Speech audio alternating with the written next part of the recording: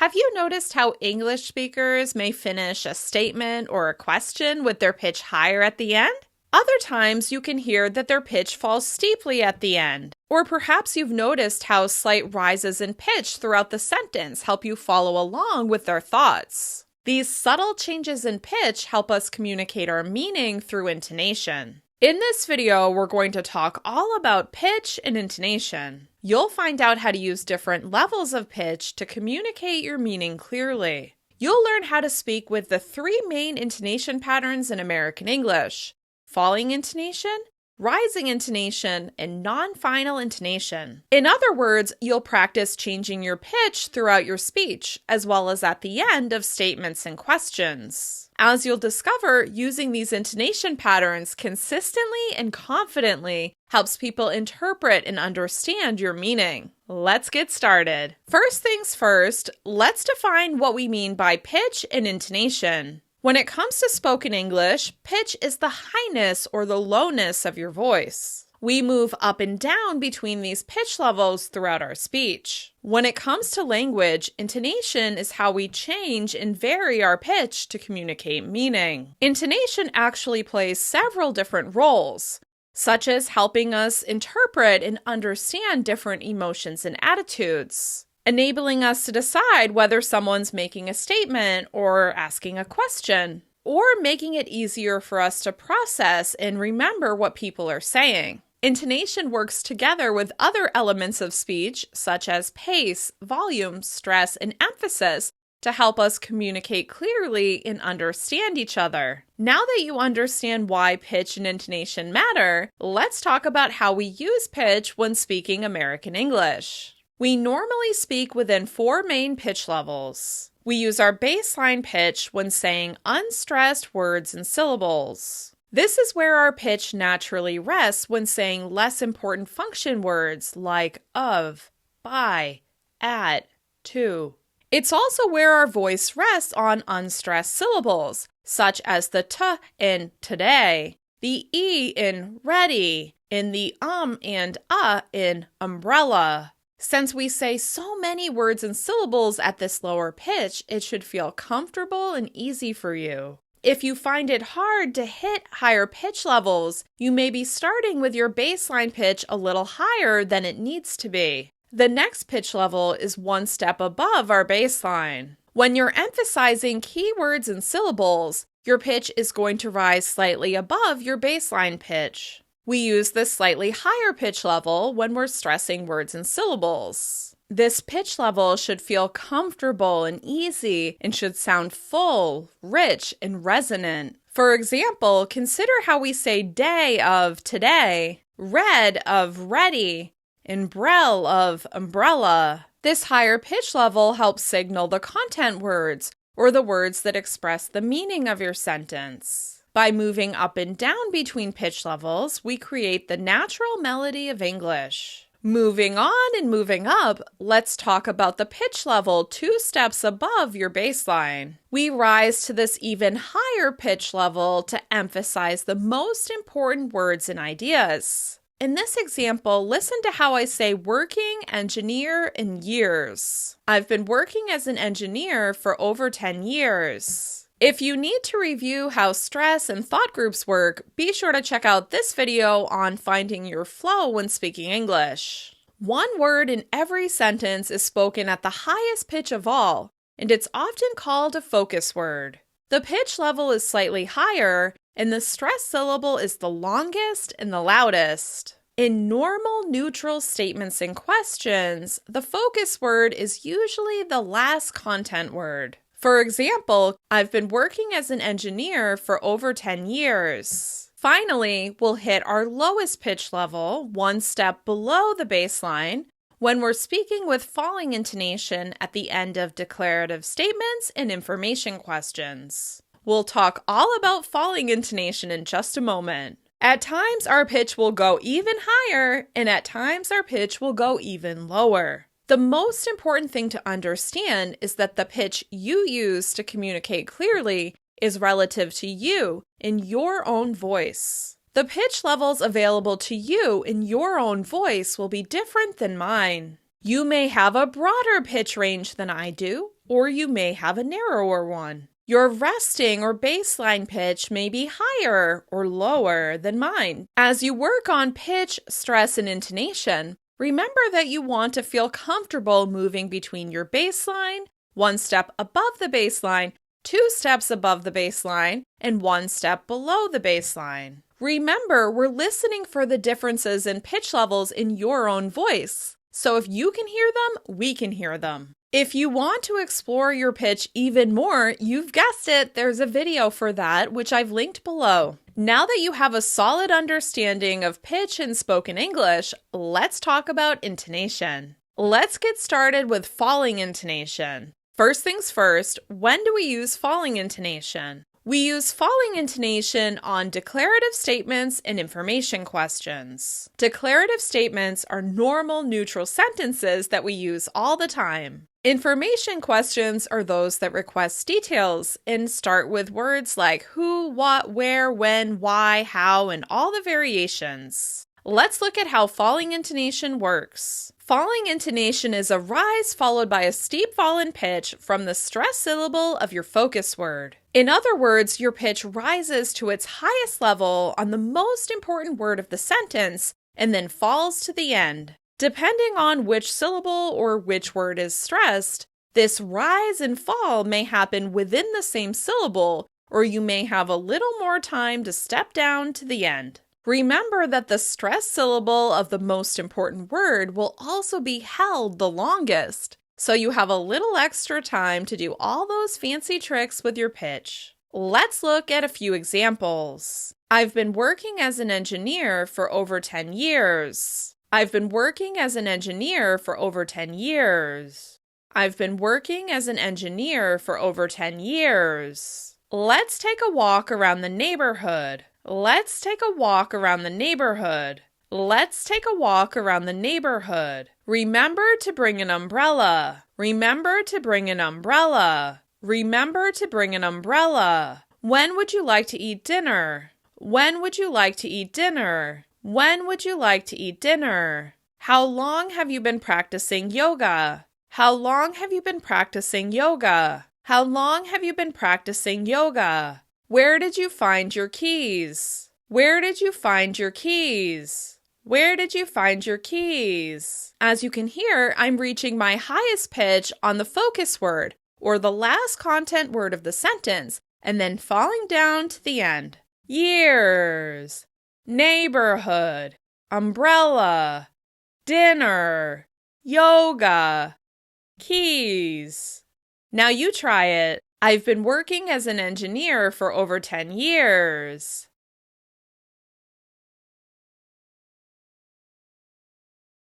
Let's take a walk around the neighborhood.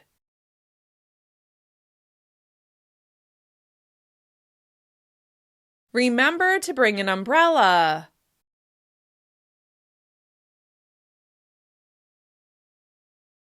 When would you like to eat dinner?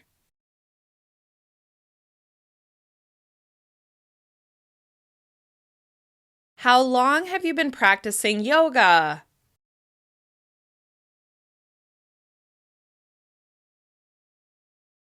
Where did you find your keys?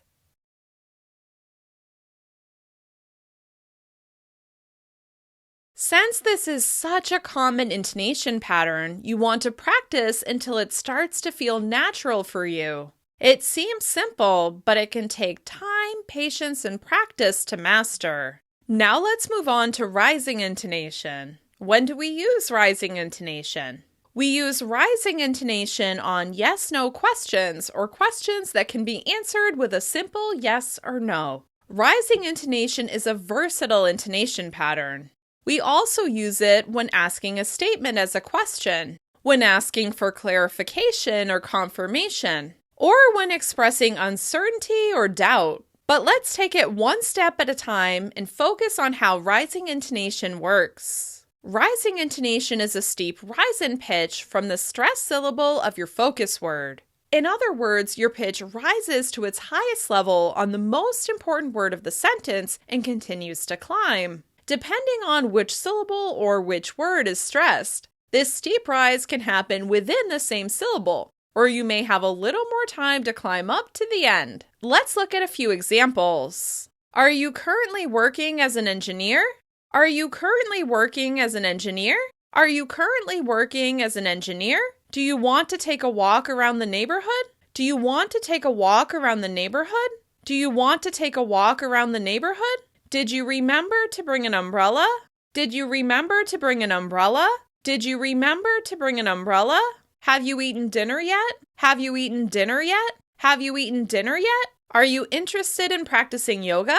Are you interested in practicing yoga? Are you interested in practicing yoga? Did you find your keys?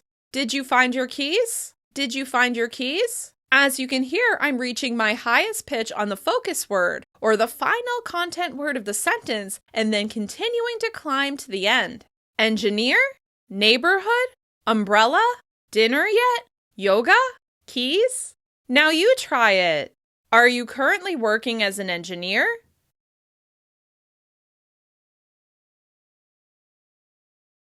Do you want to take a walk around the neighborhood?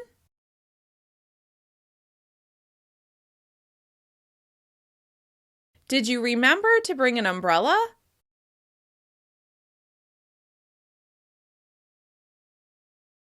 Have you eaten dinner yet? Are you interested in practicing yoga?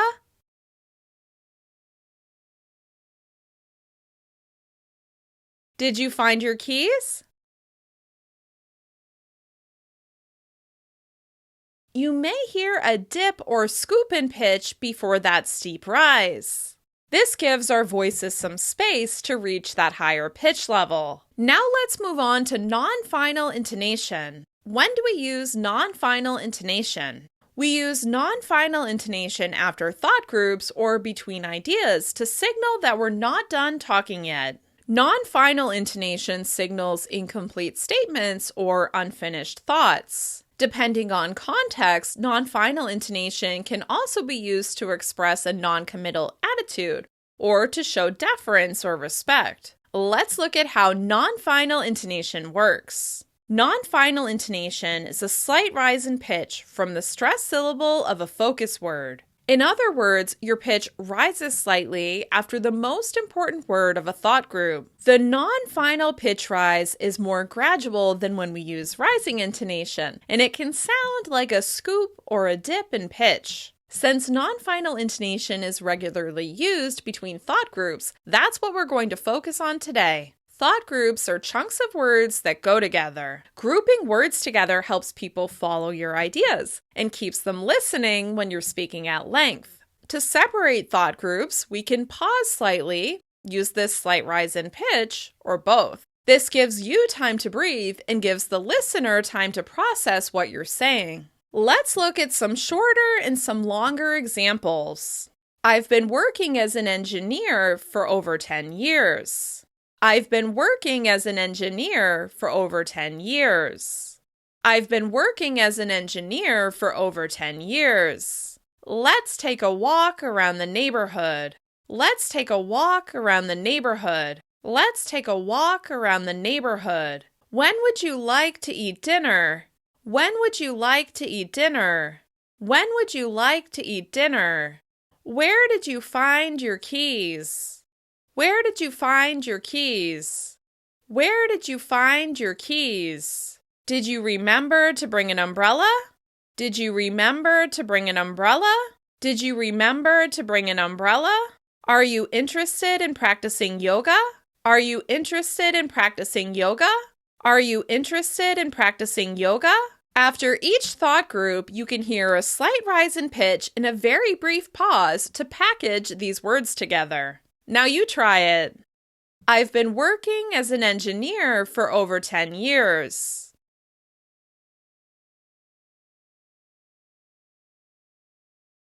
Let's take a walk around the neighborhood.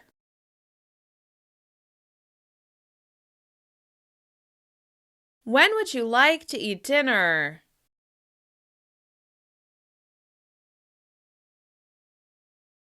Where did you find your keys?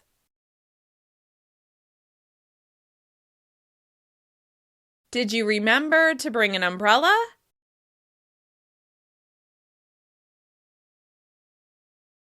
Are you interested in practicing yoga?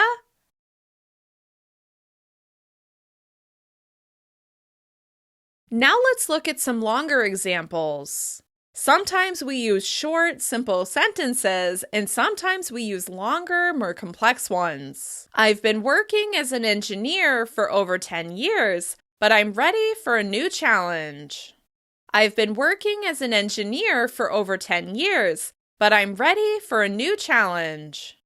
I've been working as an engineer for over 10 years, but I'm ready for a new challenge.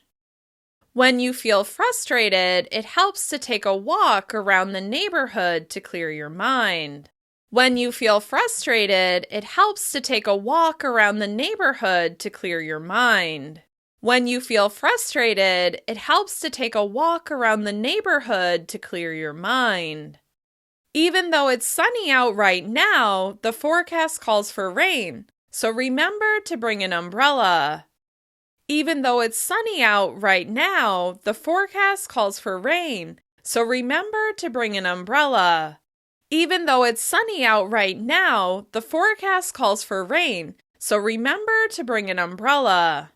Can you hear how non-final intonation holds your interest until the end of the sentence? Non-final intonation is most important when you're speaking at length because it helps people process these ideas. Now you try it. I've been working as an engineer for over 10 years, but I'm ready for a new challenge.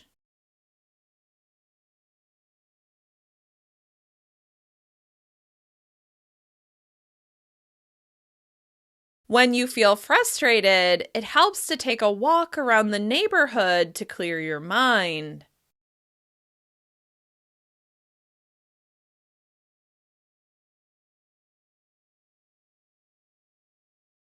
Even though it's sunny out right now, the forecast calls for rain, so remember to bring an umbrella.